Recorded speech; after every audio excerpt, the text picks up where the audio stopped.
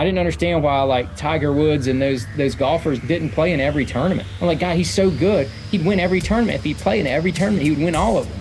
Fast forward 10 years later, then I realized there's a formula to that. Instead of playing in another tournament, he goes and works on hitting out of the sand every day. The next tournament, he's on top of it again. When a lake or a river has been fished so much to where it hasn't been fished, do you think that they have that type of memory where they ain't biting because they know because it's been fished so much?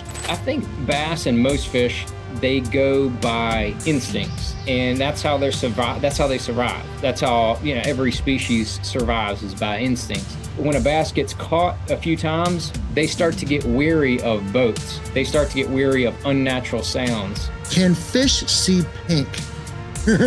Yeah, there's a lot of research, and different fish see in different ways. There's a lot of different research that's been done, and specifically for bass, the two colors they can see the best are reds and greens. Don Cruz. I always follow him on social. He was on the other podcast, and guy's living like a little bit of like a rock star, pro bass fisherman lifestyle. Stays in shape, works out. I would do if I was, doing that same thing. Doing you. That doesn't sound right. That's wrong. Anyways, let's get back now. Introduce our people. What we're talking about. We're talking to you all over the place today. Shit, man, it's a weird Friday. Tell us your origin story, and then we want to find out, how did you get to do what you do for a little John crew out there that's trying to figure out pathway to where you are at? Sure, man. Thanks, Michael, for having me on, man. I appreciate it. Love everything you're doing as well. That's one of the cool things about working with different people. Is that you get to start following them on social media, and then you kind of little network grows. I think it's cool. But yeah, for me, my life as a professional bass fisherman, I've been doing it for 24 years now. It seems like it doesn't seem that long until you start thinking about it and looking at the year numbers, and then you're like, oh my gosh, that's just crazy. But it started back when I was in high school. I had a friend of mine kind of introduce me to bass fishing tournaments. I always liked to bass fish, just in ponds and things like that. And then I had a friend introduce me to tournaments. I fished some tournaments with a cousin, and I really enjoyed it. Thought it was fun. You matriculate to school, which is the thing everybody's supposed to do, and go to school, and it took me a little while to figure out college, but I didn't realize that you had to put in more work than you did in high school.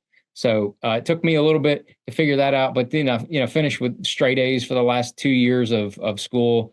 Once I kind of figured out my system, then I just kind of ran with it. And then what everybody asks you while you're in school is they always ask you, what are you going to do after school? And then, so about halfway through college, I really started thinking seriously about trying to become a professional bass angler. It sounded fun. It sounded cool. It sounded like, the more I dug into it, you're starting your own business, to whereas you are your own brand. And the interesting thing is that was 24 years ago, 26 or 7 years ago, when I was kind of having this thought and kind of realized that pro bass fishermen are, you're selling your own brand. That's what you're doing. Now with social media, that's what everybody does. And so I feel like that it was an easy transition to kind of incorporate into this social media stuff. But backing up to where I was in college, everybody started asking, hey, what are you going to do? What are you going to do?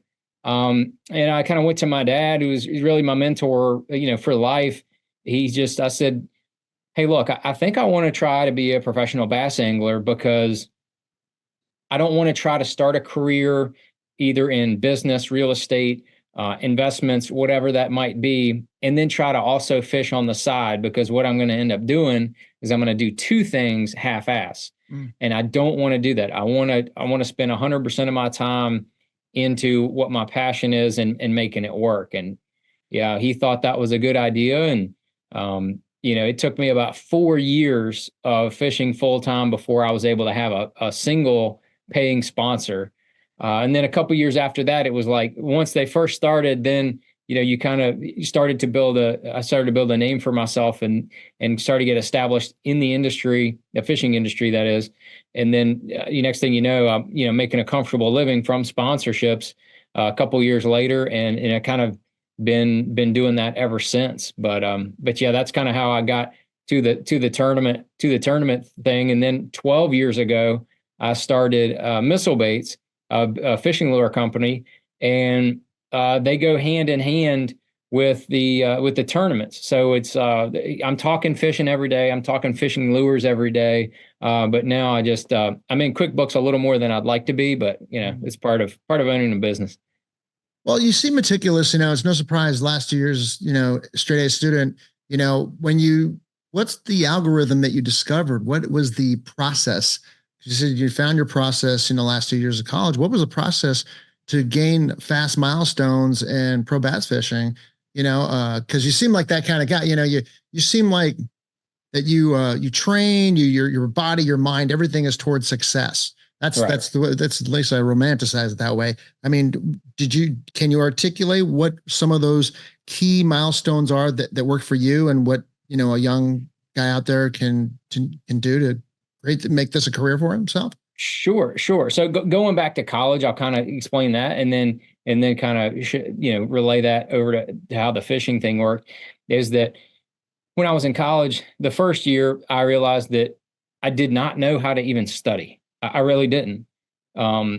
Because in high school, I really didn't study. I just listened in class, and then I took the tests and I got A's and B's. And I was like, okay, that's cool. That's all I need to do. I go to college, tried the same thing, did not work out very well. I think I had a 1.5 my first semester, and it was like a serious reality check. But then started, tried harder. I think I got a 3.0 the next semester, and started to figure out how to study. And so then after about a year, I realized that my brain is much fresher first thing in the morning. And so when it came to 9 o'clock at night, I was done. I'm not studying anymore. I'm not doing any more homework. I'm done. I'm not doing, I turn it off, relax for a couple hours, go to bed, get up at 6:30, go to the library. Nobody's there. I have a fresh brain and quiet times, and I can just study and get my assignments done. And then I go to class and get everything done. Once I did that and figured out that's the way I worked, straight A's for the rest of the time. If I would have done that when I started, probably would have had straight A's all the way through college, but I just didn't know. And there was no way for me to know that that's the way, what worked best for me. So when I started into the tournaments, all I knew is like, man, I gotta outwork everybody because I don't have the experience. And, so I was running around doing a lot of pre-fishing on these lakes that we were going to be fishing in the tournaments. I mean, these places were all over Florida, Texas, Alabama, New York, just trying to get experience. And so the first year of being a pro full-time bass fisherman, I fished over 20 tournaments all over. I was on the road 250 days a year.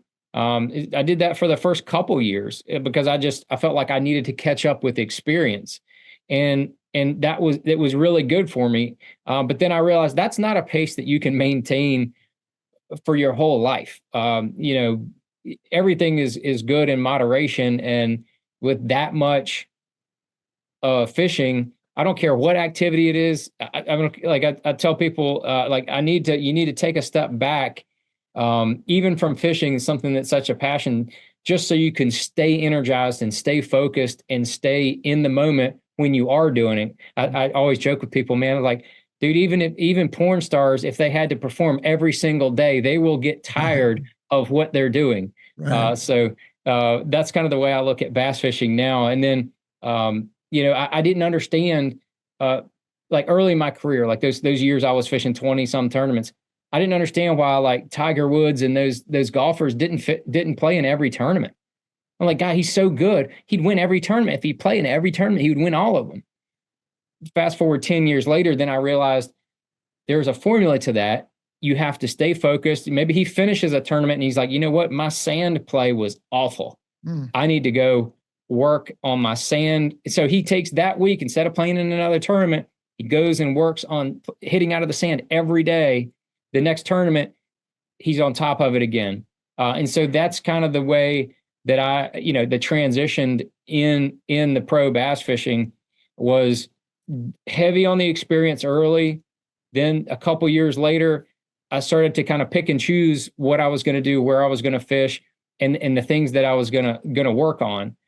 So that was really kind of my recipe for tournament. And now I very, very rarely go and pre-fish a lake before our official practice period. It doesn't work for me.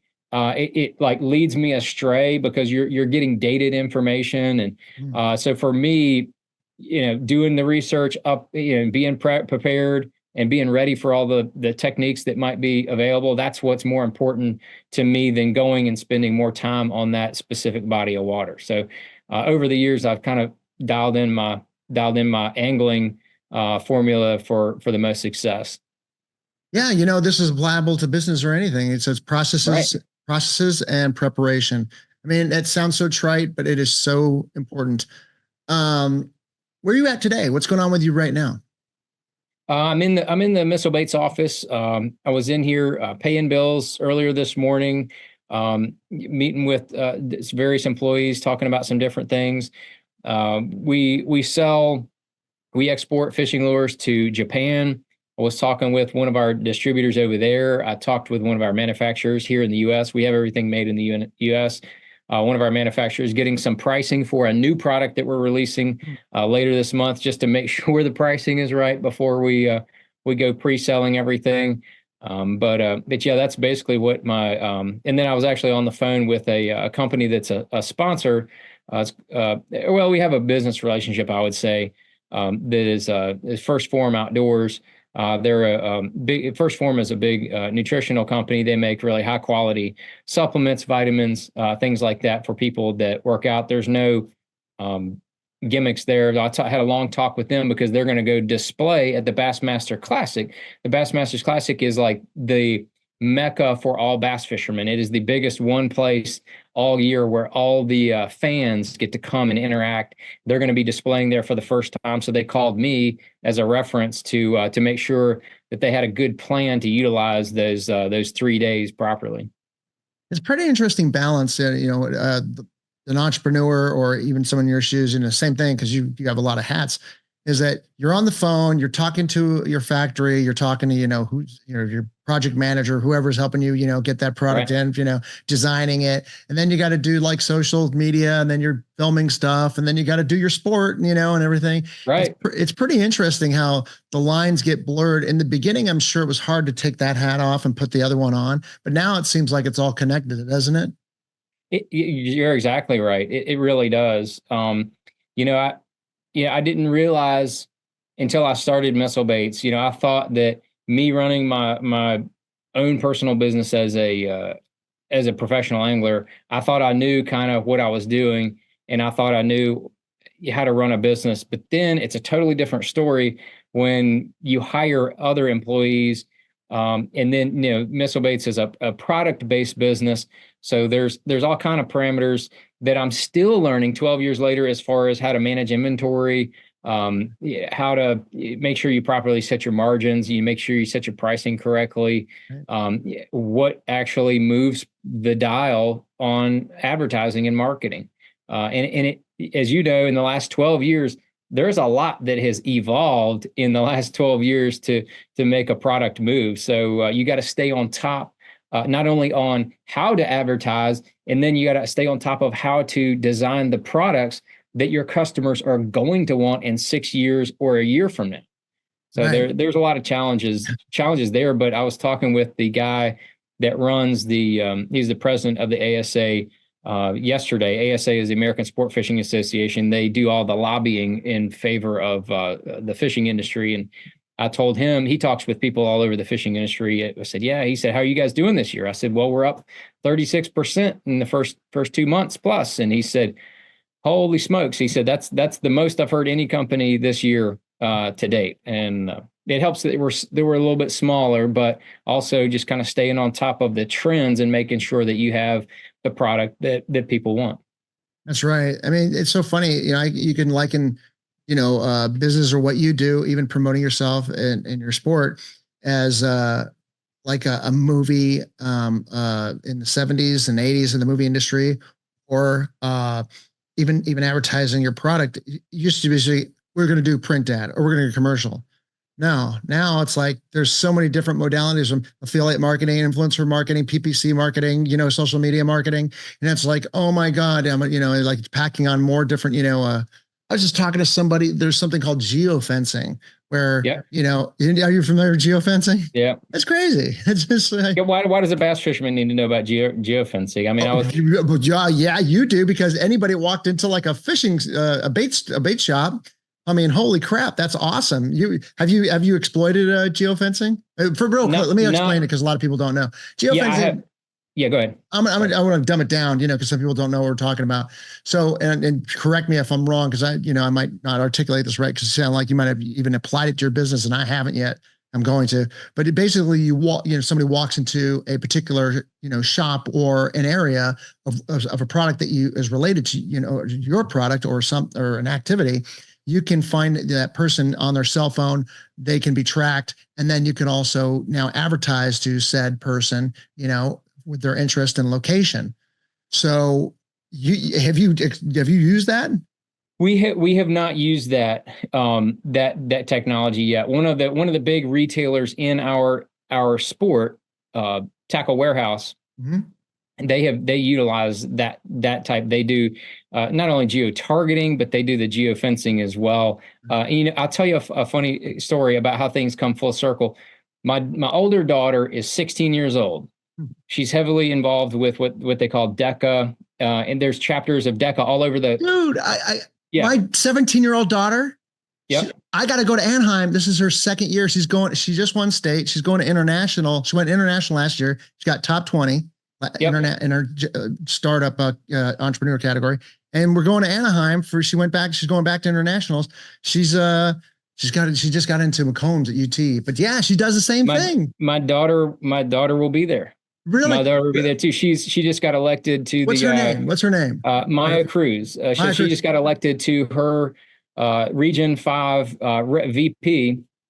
So she'll be going to represent the state of Virginia. She went last year to Orlando to that one as well to compete in the competition. So yeah, are you going to go? Are you going to go to Anaheim? I am not sure. I don't know what the. I gotta go. I'm going again. Let's go. I want to go. I want to go. So hopefully we can go. And then we root on your daughter there. What category is she in? She's not competing. She's just going to represent her state. Oh, that's cool. The category that she competed in at states, she did not realize was going to have 150 entrants. So she was like, whoa, once I realized that, she didn't place in the top 3 in her category. So but she won her state office. So she's going to go as one of the state reps. But the state reps have all these meetings and things that they go to while everybody else is competing. And that's really what she was more interested in than doing the competition part. So funny because DECA is like an esoteric thing. It's like a lot of, but it's big, but like, in Virginia, there's 13,000 members. And, so and Texas is big also. Yeah. It's huge. You know what? This is what you do. Go there. You make it, find some bait shops out there, try to get your product in there, right? I'm going to go film. I'm filming content out there the moment I get, because she's going to be busy sometimes, for our new product line. So, they got nice beaches out there. So I'll be doing that, make a little hybrid business, trip. Oh yeah. If my calendar is open, then I will probably be out there. But the funny thing is that she did a project last year in her presentation that she went to nationals with and talked about the geo fencing, geo targeting, and the company that she used was Tackle Warehouse. Nice. The company in my industry that sells my products. And so I helped her get connected with the marketing people there. And then they had she interviewed them a bunch, and then she did this presentation, and she went all the way to nationals with it, talking about Tackle Warehouse. So I just think that's pretty wild. I think she knows more about that stuff than I do. So now I'm familiar with it, but we haven't implemented it in here because we're still such a small group. We still only have 5 full-time employees here. Yeah. Hey, you know what? Keep it lean. You don't want to have extra employment you don't need. That's all right. You look a lot of great things with a nice lean, crew of 5. That's awesome. I love that. That's coincidental too. Fun stuff. All right. So, I want to get into an adventure story, or when there's always you're an attractive sport, so I want to be able to go through a couple incidences where they really stand out for you in your career. Just wild stories, the kind of story that you would tell the other guys, not this for everybody, like to say, you know what, this is some weird shit. When you were talking about in your industry, what can you share with us? If you're looking for about a 5-minute story, I can tell you the story about how I won the Bassmaster Elite Series tournament on the St. Johns River in 2022. It was a place that I'd had success before. The 2 previous tournaments that we'd had there a couple years prior, I'd finished 5th, and then the next one I'd finished 2nd. And 2 top 5s on one body of water is pretty remarkable. So I go into it, with some expectations to do well. We had like a real cold front. Fishing was really tough in the beginning, but it started warming up. I got on to a real deep bite for this body of water. The first 2 days went as planned. Caught a big bag of 28 pounds, had an 8-pounder. I was leading the tournament on day 1. Day 2, I followed it up with 20 pounds. So I'm in the lead by like 5 or 6 pounds after day 2. I knew that pattern was leaving. That pattern was not going to be good anymore for the rest of the tournament, and I was going to have to adjust. And I tried to go to sleep that night after the second night of the tournament, and I fell right asleep at probably 9 o'clock. I woke up at midnight and I couldn't go back to sleep. And so one of my roommates asked me the next day, he said, "Man, I saw your light was on at like 1 a.m. What were you doing?" I said, "Man, I was just thinking about the next day." He said, "Well, did you sleep?" I was like, probably like 2 or 3 hours I slept. I was like, no, I couldn't go back to sleep. There was like, my mind was just racing with all these thoughts of leading the tournament. You got to make sure you don't get these opportunities a lot. So that third day I went out there. I had to go try those areas. Sure enough, they were dead. Caught a couple of small ones. Started to make some adjustments, went up shallower, started catching a few fish. And then I told my cameraman, I said, you know what? If there's going to be a big one anywhere around here, there's going to be one right there on that lily pad clump, because it was very, isolated. Went out and made a real long cast over to this lily pad clump. I lifted up, my line was running off. I caught a 6-pounder, really big bass. Did not have a great day. That was by far the biggest bass. I only had 13 or 14 pounds that day, and that fish was the majority of it. And so I was still leading after that. Even after a small day, I still was leading, but it was only by like 2 pounds. So going into the last day, I knew I needed something, and that pattern was done. So I needed to start doing something totally different. So I started in an area that I had fished historically. I started in there and I caught a smaller limit in like the first hour. And then I said, man, I need a big bite or two. And then I went to a section that I have never fished before, but it looked good. Went to a place I'd never been fished before. And I mean, I fished 50 plus days on the St. Johns River, never fished this one stretch. It looked good. Went over there, caught one almost 5 pounds. That gave me, I was like, man, we're going to be getting fairly close here. So then I went and fished a stretch that other anglers had been fishing, but I hadn't been able to fish it because they'd just been kind of camping on it. So I was running by and I said, oh my gosh, I can fish that. I stopped there, boom, 5-pounder. Wow. I was like, oh my gosh, we're getting really close. So the rest of the day, I fished around, I caught one more, and then I ended up winning that tournament by about 2 pounds. Wow. And it was like one of those deals you couldn't draw it up like that. I had to just adapt. After the second day, I had to adapt and discover what those fish were doing. And that's bass fishing in a nutshell right there. It's always kind of changing, always evolving, and you have to kind of stay up with what the fish are doing. But that's kind of the way I won that tournament. Yeah. And sometimes it seems like it's just ineffable intuition. You can't describe it, but it's just an intuition that you have. You were worried about. Here, I'll show you the trophy I won here. Yeah. I guess he was worried. He was in the lead in the beginning. He was worried about being the Atlanta Falcons. He's grabbing his trophy right now. Like, what? Damn, that thing is huge. Exactly. that. 40, dude, it's 40 pounds. Yeah. Wow, look at that. Bassmaster Elite Series, John Cruz. Look at that. That's big. That's like a that's it right there, man. grandiose looking trophy there too. You'll put that bad boy right 2022. there. Man, that is something. But let me ask you a question. I know Yeah. this is a typical question, but I want to throw it from a different angle. Do you think that fish have when a lake or a river has been fished so much to where it hasn't been fished, do you think that they have that type of memory where they ain't biting because they know because it's been fished so much? I think bass and most fish, they go by instincts. And that's how they survive. That's how they survive. That's how, every species survives, is by instincts. Mm-hmm. And I know that when a bass gets caught a few times, they start to get weary of boats.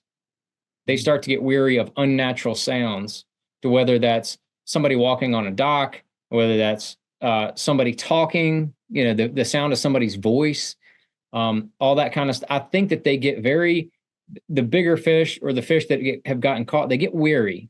So that is my mentality a lot of times in practice versus, say a tournament. In a tournament, I don't want anything to discourage that fish from being in a natural state of predatory, motives. I want that fish to just think everything is fine. So I try to be as quiet as possible. I try to make as long as casts as possible. I try to be as natural as possible, except for when it comes to my baits. My baits, either you go natural or you want something that really stands out. So I think that the fish, over time, they get accustomed to things in their environment, and they know what things they associate with danger are. And that's why I try to minimize that. That makes sense. That makes a lot of sense. Let me ask you this. I had a guy in the show. Yeah, you know who it is when I mention it. I won't mention his name. Can fish see pink? You know what I'm talking about now, right? Yeah. Well, there's a lot. Yeah. Yeah, there's a lot of research, and different fish see in different ways. There's a lot of different research that's been done. And specifically for bass, the two colors they can see the best are reds and greens. So I would stand out like a sore thumb here in my red, but the reds and greens are what they can see best. And I think that most of a bass's prey is green. And then red is the accent of blood that I think is a trigger for them. Now I know, like in saltwater, they've done all kind of studies with lure colors, and I think most everybody's seen that one lure that's got the red head and then the white body. Mm-hmm. With topwater baits and stuff like that. That is like the what they used in the study for saltwater fish, and they showed that the red head with the white body, got bit more than the one that was just all white. So there's all kind of these little nuances, and it's a little different with different species. When we're talking about crappie fishing, which is a little small, small perch type fish, man, those guys have like 8 or 10 different color jigs on all at the same time, and then each day they're going to be different. And sometimes in the morning they'll be biting a yellow one with a blue tail. And then in the afternoon, they'll be biting a white one with a chartreuse tail. So there's all these different little nuances in each different species of fish that I think is it's fascinating. And that's one of the things I absolutely love about fishing in general. Right. And this one, I should say, that depends on the location and what you're fishing. Because this one gentleman I was talking to, he was talking about the pink lure bait. He was saying, well, yeah, what's the color of a bird, a baby bird, like a little brand new baby bird is pink, So the theory was maybe, fall, that's what they're biting on, and falls in that water so. Yeah, I think to me, as far as I really analyzed what makes a bass bite a bait. And to me, action is, I would say in the realm of like 10-1, more important than any other factor, way more important than color. And then actually the next most important factor for what makes a bass bite is actually size. So once you dial in, like this is an action that they want. Sometimes they want like a little teeny tiny bait. And then sometimes they want a huge bait because it's a territorial situation. To whereas this little small unintimidating bait might be what they'll eat when they're in a very passive mood. Yeah. They're like, okay, I'll eat that little nugget. That's fine. But then in other times, they might see this great big fishing lure that's half as big as they are, and they just go and crush it out of nowhere. I mean, you threw the little bait in front of them, they don't even look at it. You throw that giant bait in front of them, and man, they just come and crush it because it's they think that's some other fish that's trying to get their eggs or get, whatever in their area, and they're just defensive. So there's all kind of different factors that what makes a bass bite. And color is number 3. And I tell people color is like a multiplier. So if you dial in the size and the action, and then you tack on the right color, you dial in that right color, you might be 3x bites over top of somebody who didn't have the right color. Maybe they want a red bait versus a green one, and you're going to get 3 times as many bites, even though you're fishing the exact same bait, just a little different color. So don't confuse the color thing for being the most important, because it's not with bass fishing.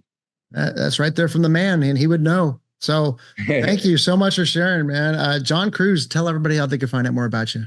Yeah, absolutely. I do a lot of videos on YouTube and try to stay active on Facebook, Instagram, and Twitter, or X, or whatever you want to call that. And then my bait company is Missile Baits, missilebaits.com. You can go and find that, and they're on all the regular channels, and including TikTok. I don't personally do the TikTok thing. I just, you gotta divide and conquer in the limited amount of things that you have the time to do. So I have not gotten into that myself personally, but I just want to say thank you for having me on. I enjoy it, and I'll look forward to talking to you again. Hopefully we'll see you in Anaheim. Yeah, that'd be fun. And I can tell you, you follow John. He was on my other podcast, and now I follow him, and he's having a good time out there, man. I love to follow people that are having a good time and posting stuff. And he's always got, if you're into pro bass fishing, you got to check out John Cruz's social sites, because he's got a lot of good information. And also it looks like he's having one big party over there. So yeah, I'll tell you one quick parting tip that I realized about 15 years ago. One of my roommates and I on the tour, we had 2 off years in a row, both of us, and we got to where we got hung up in like the rules and this and that and that, and at the end of the year, he and I both agreed, you know what? We're just going to get back to having fun. It's fishing. We're going to have fun. We're not going to worry about any of this other stuff. And I made the classic and had 4 really good years in a row after that. And that's been kind of one of my mantras on tour. I think absolutely the same thing can be applied into business. Is it not everything is going to seem like it's all hunky dory. But if you go try to have a good time, it's amazing how much more you'll want to do whatever set activity or work that is. And then your results are going to be better because of it. I'll piggyback that. Mike Tyson, who's in the news lately because he's going to fight Jake Paul, he said, a component of success, I'm paraphrasing, says, is a component of success is doing something that you hate, but doing it like you love it. Right. And you know what happened? And you know what Tony Robbins' thing is, eventually you'll end up loving it, and you never knew that you hate it in the first place because you just end up loving it. So. That's a good piece. Yeah, it's all in the same ballpark right there. Right. John Cruz, thank you so much for sharing. Yes, sir. Thank you for having me on. Thank you. Thanks for joining us. Gear up for your next adventure and head over to BOLOTOR.com to check out the amazing Bolo Pack and their other innovative outdoor gear. Catch you next time.